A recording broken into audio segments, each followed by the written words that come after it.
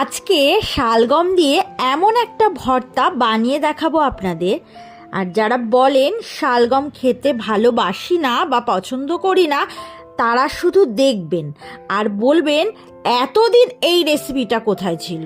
তাহলে চলুন, বেশি না মাত্র 2 মিনিট সময় নষ্ট করে দেখুন আর তাড়াতাড়ি বাজারে যান, এক্ষুনি শালগম কিনে আনুন আর এই রেসিপিটা বানিয়ে খান।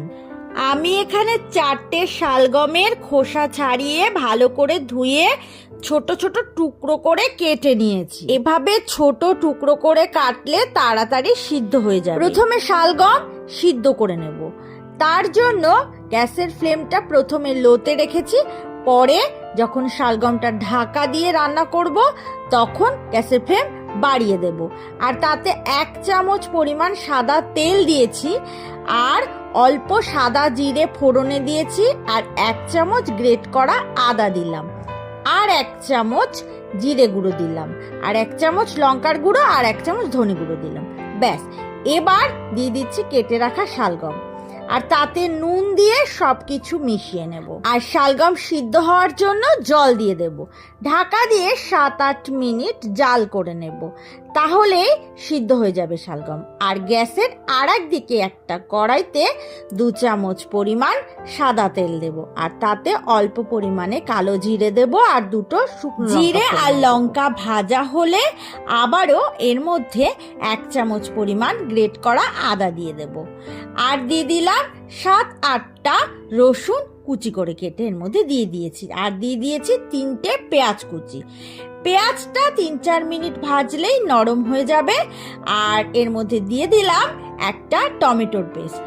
মটরশুঁটি যদি কেউ পছন্দ না করেন তাহলে এর মধ্যে দেবেন না, আমি দিলাম। আর এখানে 1 চামচ পরিমাণ জিরে গুঁড়ো দিয়েছি, 1 চামচ ধনে গুঁড়ো, 1 চামচ হলুদ গুঁড়ো, 1 চামচ লঙ্কার গুঁড়ো, স্বাদ অনুযায়ী নুন দিয়ে দিয়েছি। এই সব কিছু দিয়ে সিদ্ধ হতে সময় দেব 4-5 মিনিট। মটরশুঁটিটা সিদ্ধ হতে যতটুকু সময় নেবে। এবার এদিকে শালগমটাও সিদ্ধ হয়ে গেছে আর ভালো করে একটা হাতা দিয়ে এভাবে নরম করে নিচ্ছি। আর যেহেতু মশলা দিয়েই শালগমটা সিদ্ধ করেছি, তাহলে শালগমের মধ্যে মশলার স্বাদ ভালোভাবেই আসবে, যেহেতু মশলা দিয়েই সিদ্ধ করেছিলাম। আর এভাবে ভেঙে দিচ্ছি সবগুলো আর এখন শালগম কড়াইতে দিয়ে দিচ্ছি। মশলার সাথে খুব ভালো করে মিশিয়ে নেব। যদি কেউ ভর্তাতে বেশি টক পছন্দ করেন তাহলে একটা গোটা পাতিলেবুর রস করে দিয়ে দেবেন, আমি হাফ পাতিলেবুর রস এখানে দিলাম। আর এই সময় গ্যাসের ফ্লেম আমি অফ করে দিয়েছি। সব শেষে ধনেপাতা কুচি দিয়ে নামিয়ে নেব। ব্যাস, তাহলেই রেডি অসম্ভব টেস্টি একটা শালগম ভর্তা। রুটি, নান, পরোটা, ভাত সব কিছুর সাথে এই ভর্তা খেতে ভালো লাগবে।